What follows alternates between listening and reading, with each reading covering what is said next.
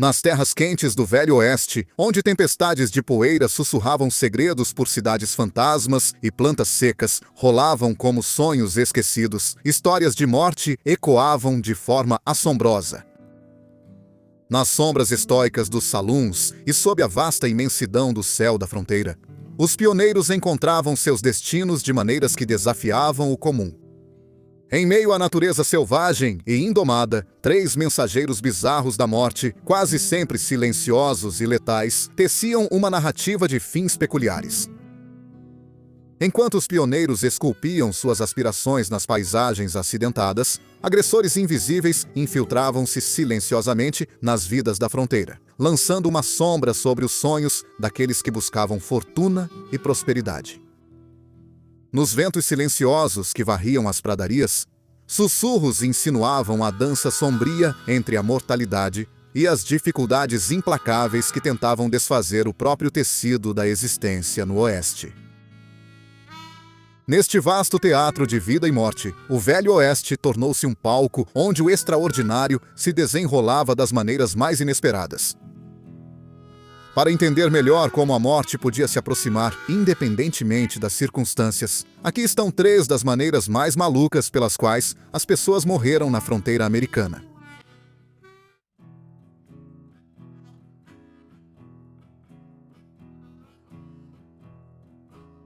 No final do século XIX, os sentimentos dos pioneiros em relação aos lobos e ao Velho Oeste foram resumidos por Ben Corbin, de Dakota do Norte, um ex-caçador de recompensas que afirmava ter matado mais lobos do que qualquer outro homem vivo. Aos olhos dele, o lobo era o inimigo da civilização e sua missão era clara: eu quero exterminá-lo. Enquanto a postura de Corbin reflete o sentimento predominante de sua época, habitantes anteriores da região, como exploradores, naturalistas e comerciantes de peles, tinham uma convivência mais tolerante com os lobos. Quando os desbravadores estavam sempre em movimento com pouco gado, os conflitos com lobos eram esporádicos. Além disso, a abundância de animais selvagens, incluindo búfalos, antílopes e alces, fazia com que os lobos não fossem vistos como concorrentes significativos. A ousadia e a destemidez dos lobos eram características notáveis, como documentado por Lewis e Clark perto do rio Judith, onde os lobos se banqueteavam com carcaças de búfalos, parecendo gordos e extremamente dóceis. O comportamento deles só mudou quando aprenderam a temer armas de fogo. Os hábitos carniceiros dos lobos eram claros. Seguiam tribos nômades e limpavam avidamente restos de animais caçados, sendo às vezes chamados de tubarão das planícies. A audácia dos lobos se estendia até os acampamentos, onde ocasionalmente atacavam cavalos, causavam transtornos e até roubavam itens como chapéus de pele e celas de couro. Quando os lobos recorriam aos humanos em busca de alimento, registros indicam casos em que eles se alimentavam prontamente de cadáveres humanos, especialmente durante épocas de epidemias de varíola entre os nativos americanos. O medo de ataques de lobos levou a precauções como enterrar os mortos em covas profundas para evitar que os lobos desenterrassem os corpos. À medida que o século XIX avançava e com o declínio dos rebanhos de búfalos, surgiu a pergunta: o que os lobos farão quando os búfalos desaparecerem e eles tiverem quase nada para comer? Numerosos relatos exagerados de ataques de lobos começaram a circular, alimentados por uma mistura de medo, aversão e casos de lobos infectados com raiva. Lobos infectados com hidrofobia ou raiva eram especialmente temidos, levando a casos em que as vítimas precisavam ser enterradas com precauções elaboradas para evitar que os lobos perturbassem os túmulos. Isso, claro, se as vítimas conseguissem evitar os lobos raivosos. Na região do Alto Missouri, em meados do século XIX, o comerciante de peles Charles Larpenteur relatou um encontro angustiante com um lobo raivoso no ermo. O ar estava denso com o calor do final de julho, e o acampamento, aninhado sob o céu expansivo, não estava alerta para o intruso noturno. Os experientes companheiros de Charles Larpenteur, atentos aos sinais de perigo, montaram rapidamente uma tenda. uma medida incomum para quem está acostumado ao ar livre. Quando a escuridão tomou o acampamento, a noite ecoou com o grito de um lobo raivoso. A ameaça não era só um espectro, já se infiltrara entre eles. 3 almas infelizes, descansando na falsa segurança do sono, acordaram com a dor lancinante da mordida de um lobo. O pânico se instaurou quando a besta infectada, escapando da perseguição dos homens vingativos, desapareceu na obscuridade do ermo. A luz da manhã revelou a extensão do terror, os rostos mordidos dos homens e o espectro ameaçador de um touro infectado, destinado a enlouquecer no distante Bighorn. O Forte Larned, um posto militar às margens do rio Arkansas, foi palco de outro episódio aterrorizante em 1868. Naquele fatídico dia de agosto, um lobo raivoso rompeu as defesas do forte, deixando um rastro de caos com sua fúria desenfreada. Desencadeando sua fúria, o lobo atacou um paciente acamado, o cabo McGillicuddy, causando ferimentos graves no soldado indefeso. Sem se intimidar, o lobo continuou sua fúria, invadindo uma reunião social nos degraus do forte, onde feriu também o tenente Thompson. A perseguição ao intruso raivoso continuou enquanto ele destruía tendas e estruturas, deixando vítimas pelo caminho. Seu confronto final ocorreu perto de um monte de feno, onde um sentinela, diante do perigo iminente, disparou um tiro que silenciou o invasor raivoso. O desfecho revelou a realidade assustadora da hidrofobia, quando o cabo McGillicuddy sucumbiu aos efeitos insidiosos da mordida do lobo. Os registros hospitalares detalham as tentativas inúteis de conter o avanço implacável da doença, enquanto os indígenas locais, familiarizados com os horrores dos lobos raivosos, compartilhavam suas próprias histórias de sobrevivência contra esses ferozes agressores. Esses encontros com lobos raivosos, além das interações comuns entre lobos e humanos, trouxeram uma dimensão macabra aos desafios dos que viviam na fronteira. Em um mundo onde a sobrevivência dependia da astúcia e da resiliência, o lobo, antes visto como um adversário astuto, tornou-se um agente do medo, trazendo consigo o espectro de uma contágio implacável e letal.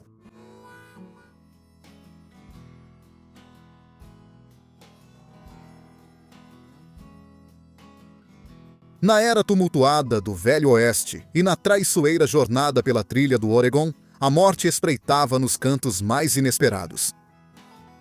Entre os inúmeros perigos enfrentados pelos pioneiros, a aparentemente mundana roda de carroça surgiu como um inesperado presságio de tragédia. Na vasta extensão da fronteira, onde a sobrevivência exigia engenhosidade e resiliência, a roda de carroça assumia um papel paradoxal. Era tanto um símbolo de progresso, quanto um possível instrumento de morte. Mortes causadas por rodas de carroça não eram incidentes isolados, mas sim uma manifestação marcante dos desafios inerentes à expansão para o oeste. O terreno acidentado e os obstáculos formidáveis representavam uma ameaça constante à durabilidade das carroças. À medida que os colonos atravessavam paisagens implacáveis, as rodas carregavam o peso de sonhos e aspirações, mas eram suscetíveis a rachaduras, colapsos ou a ficarem atoladas na lama, cobrando um preço que ia muito além de um simples incômodo. Um dos cenários mais trágicos era a desintegração das rodas das carroças ao atravessar rios. Os pioneiros, movidos pelo imperativo de seguir em frente, frequentemente enfrentavam rios cheios e águas turbulentas. Ao tentar travessias perigosas, eles enfrentavam o duplo risco de afogamento e a falha catastrófica de componentes essenciais, incluindo as rodas das carroças. Esses contratempos se mostravam fatais, pois as famílias ficavam isoladas na natureza implacável, sucumbindo aos elementos rigorosos e à escassez de recursos. Além disso, as condições inóspitas da trilha do Oregon agravavam os riscos associados à viagem de carroça. A tensão constante sobre esses componentes vitais, somada à escassez de peças de reposição, significava que uma roda quebrada poderia representar o fim de toda a expedição. O desespero e o isolamento aumentavam o impacto de tais incidentes, transformando problemas rotineiros de manutenção em situações de risco de vida. Um relato comovente teve como protagonista George Beale, um jovem nascido em meio às complexidades da escravidão no condado de Botetourt, Virgínia, em 1824. Em 1843, com apenas 19 anos, ele se encontrava a serviço da família Applegate, no condado de St. Clair, Missouri. Responsável por levar uma carroça com farinha e bacon, o comportamento de Beale já gerava suspeitas na época. Avisados pelos pais Applegate, seus filhos foram expressamente proibidos de andar na carroça que ele conduzia, uma decisão premonitória que prenunciou um incidente trágico. Em um momento de desobediência juvenil, Jesse A. Applegate, seduzido pelo apelo da aventura, desafiou as advertências dos pais e se juntou a Beale no topo da carroça. A atmosfera despreocupada logo se tornou sombria, quando Beale sucumbiu ao sono, e a tragédia aconteceu quando Jesse, fascinado pelo estalo do chicote de boi, escorregou de seu assento e caiu sob as rodas da carroça. A máquina implacável tirou uma vida, gravando para sempre as consequências da rebeldia juvenil nos anais da fronteira. Igualmente comovente foi o relato registrado por Jim Nesmith em seu diário em 20 de julho de 1843. Sua anotação registrava o túmulo de Joel Hembry, uma criança de 6 anos, filho de Joel J. Hembry, cuja vida foi tragicamente interrompida quando uma carroça passou por cima de seu pequeno corpo. O marcador simples, porém poderoso, adornado com pedras e um bilhete, transmitia a sombria realidade de que aquela era a primeira morte a atingir a expedição, um testemunho indelével da imprevisibilidade do destino na árdua jornada rumo ao oeste. Nas sombras das rodas das carroças, vidas não eram só perdidas. Elas se tornaram símbolos importantes dos sacrifícios feitos na busca implacável pelo destino manifesto.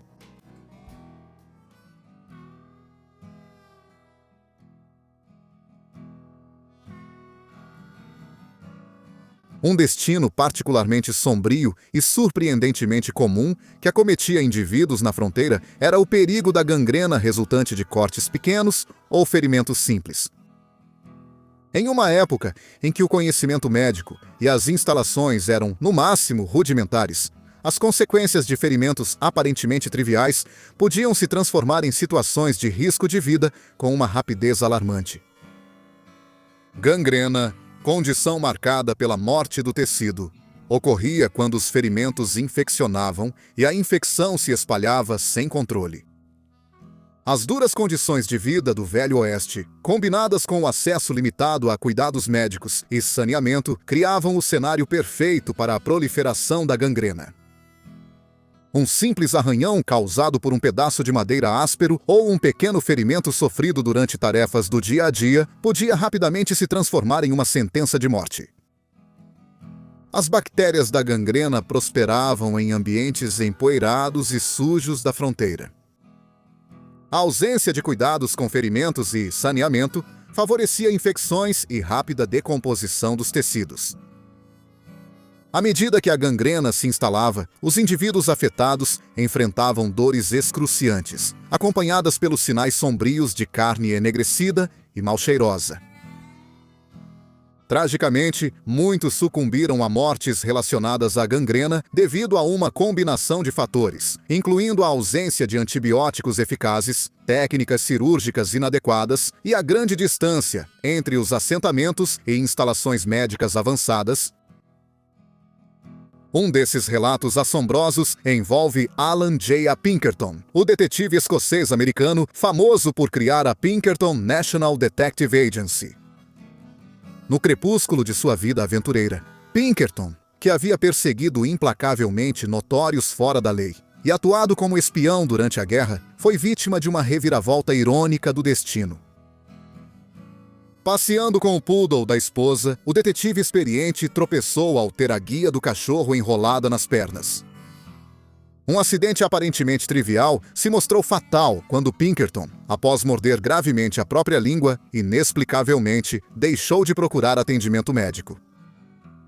As consequências foram graves. Uma infecção de gangrena se instalou, tirando a vida de um homem que havia enfrentado perigos por toda a vida, abatido por um incidente que nem o mais notório dos bandidos conseguiria planejar. A sombria saga da gangrena no Velho Oeste vai além de Pinkerton, envolvendo outras figuras lendárias e suas infecções trágicas. Oliver Loving, o destemido fazendeiro e condutor de gado, sucumbiu à necrose em 1867 após um ataque brutal de guerreiros Comanche no Rio Pecos. Silas Sowley, guia da rede clandestina Underground Railroad, Jayhawker do Kansas, e o capitão do exército que expôs as atrocidades cometidas no massacre de Sand Creek, encontrou seu fim prematuro devido ao avanço implacável da gangrena. Um acidente ferroviário esmagou as pernas de Sowley, e a infecção depois selou seu destino. Essas histórias reais destacam como a vida na fronteira era implacável, onde até os mais valentes podiam ser derrubados pelo inesperado e pelo mundano. Um símbolo dos altos riscos e reviravoltas imprevisíveis que definiam a vida na fronteira implacável. A prevalência de mortes bizarras no Velho Oeste serve como um lembrete marcante das duras realidades enfrentadas por todos os seus habitantes. Em uma época e lugar onde a vida era inerentemente perigosa, até mesmo os menores ferimentos, animais selvagens não percebidos ou objetos aparentemente inocentes podiam ser fatais, deixando um rastro de tragédia que ecoa pelos anais da história da fronteira.